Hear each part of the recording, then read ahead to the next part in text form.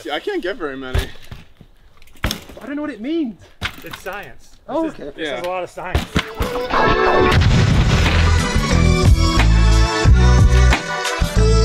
Ooh, 38. Mountain biking is excellent.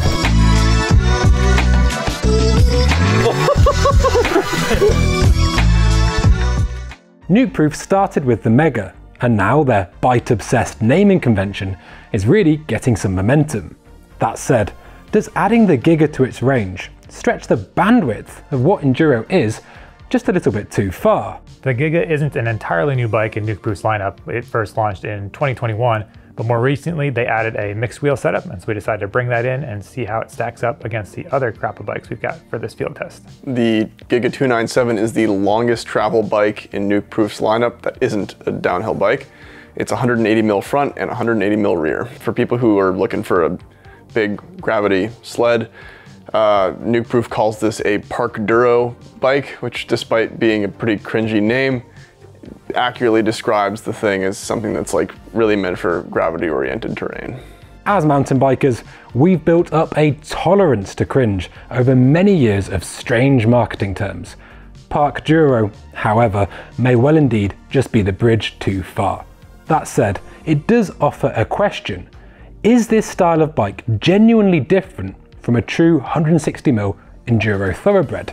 And if so, does that potential compromise inhibit, bloody hell, its climbing capabilities? For a bike with 180 millimeters of travel front and rear, the Giga is a pretty manageable climber. The position is very comfortable, has one of the steeper seat tube angles we have on test, and your position above the frame is pretty good, but it's not without its downsides. Yeah, amongst those, it's a pretty low slung geometry overall, and then with 180 mil of rear travel, when you're at sag pedaling the bike, the BB is quite low, so in technical terrain it can feel like it hangs up a lot. I think we would choose to spec this with shorter cranks if we had the option. This comes with 170mm cranks, probably more appropriate to have 165 cranks on there. One nice feature is that it's easy to reach that climb switch on the rear shock, and so that firms things up, helps you sit a little bit higher, makes it feel more efficient, and again, helps alleviate some of those pedal strike issues. So shorter, 165 downhill length cranks might just give some clearance, and you'll just have to run them for a while before the industry finally releases the 167.5 PARKDURO compromise cranks that we're all screaming out for. But what's it like on laps, both in and out the park? While all that travel can feel great in steep natural terrain, at times it can feel like it rides a little bit lower in its stroke and almost gets a bit wallowy. As you go through the travel, there's just not as much support as some other bikes have. On the bright side though, even though you are sitting deeper in the bike, the geometry does handle really nicely. It feels balanced and it suits the character of the bike well. Because there's so much suspension travel to manage, it's important to ensure that your fork and shock setup are correct. If you get one off, the bike can start to feel unbalanced, whether it's diving too much in the front or too much in the back. So it's important to take the time, get a nice balance setup, and that's going to help the bike while descending. When you do have the suspension set up nicely, the low center of gravity and balanced feel between the wheels on the Giga means it's great in the steeps. You can really drive your feet in, and it feels like it carves turns nicely even when you're bearing down on the front. One thing we did notice is under hard braking, the suspension can stiffen up a little bit, mostly noticeable when you're hard on the brakes in steeper sections of terrain. It's fairly predictable, so not the end of the world, and it's something we typically notice with single pivot suspension layouts. It's something to keep in mind. I'd say the last point to touch on is that the Giga handles big hits really well. I mean, they're calling it kind of a park free-ridey bike in addition to being a super enduro bike, so it makes sense that off big drops, case jumps, whatever, it soaks that up well. Like it has good progression, but you never feel like you're running into the end of anything. The deeper feeling might put some off, especially because of the speed that it feels like you get there. This could be alleviated with the mid-stroke support of a coil shock, a higher compression tune, or possibly a combination of both. Deep feeling bikes aren't bad, and the Giga thrives on steeper tracks, big hits, and provides a ton of grip. But if you're looking for something taut and poppy, this probably just isn't it. But let's talk about that frame and see if we can resist making a big deal about that water bottle, but I wouldn't hold your breath. The frame itself has all the little features, well, most of the little features you'd hope to find on a modern enduro bike frame. There's room for a full-size water bottle. They've kind of cradled it inside the carbon fiber. It's kind of a neat little cutout for it, almost like a water bottle holster. Appreciate that. It also has accessory mounts under the top tube.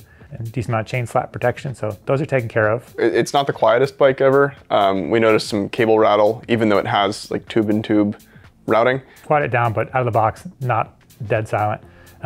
One feature that we mentioned earlier, but is also should be mentioned again, is the progression chip.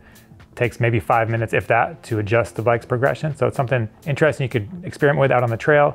I think all of us preferred it in the lower progression setting, but it is there and it's simple, well executed, so nice feature to have. One last frame arrangement issue to bring up is going to be the chainstay length on this bike. It's consistent across all sizes, and we were only riding the large of XL and double XL. So if you're getting into those bigger sizes, the fixed chainstay length is going to start feeling proportionally weirder. I'd say if I were riding like the double X, it's got like a 515 reach.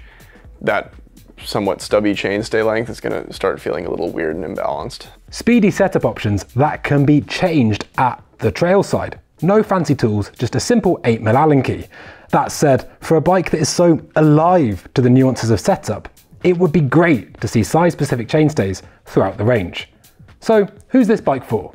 I think the Giga 297 is going to be a great bike for people who want a lot of travel that's fairly easy to handle. It's got a solid spec across the whole lineup, but especially the bike that we've got. I'd say it's not the snappiest or maybe not the most efficient feeling bike, but we are talking about a bike with 180 millimeters of travel. So I think the expectations are a little bit different there, but overall it is a bike that can be enjoyed on probably a broader range of terrain than you would expect for a bike like this. So, you've got your lift pass, your 3-piece Enduro helmet, a can of Monster, and you're ready to go live your childhood PARKDURO dream.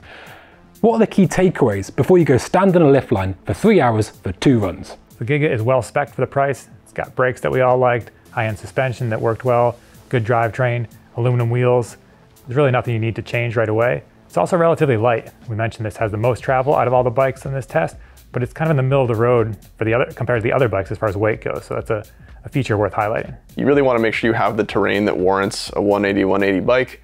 You know, as we're saying, it's like fairly easy to ride, but again, like you don't want to just take this on mellower rides. It's a little boring in that context, so on the right terrain, it really comes alive. The low slung slack geometry ticks all the boxes for hard charging riders, and the Nukeproof manages to offer a sensible spec that's ready to rip with all the parts that you'd want. The Hayes Dominion brakes were a particular standout for us.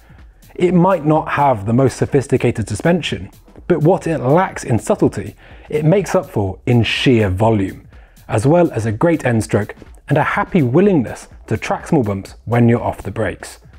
The Giga is a long-travelled, light, balanced and fun bike with a good blend of stiffness and compliance, but would love to see it come back with a more sorted suspension feel.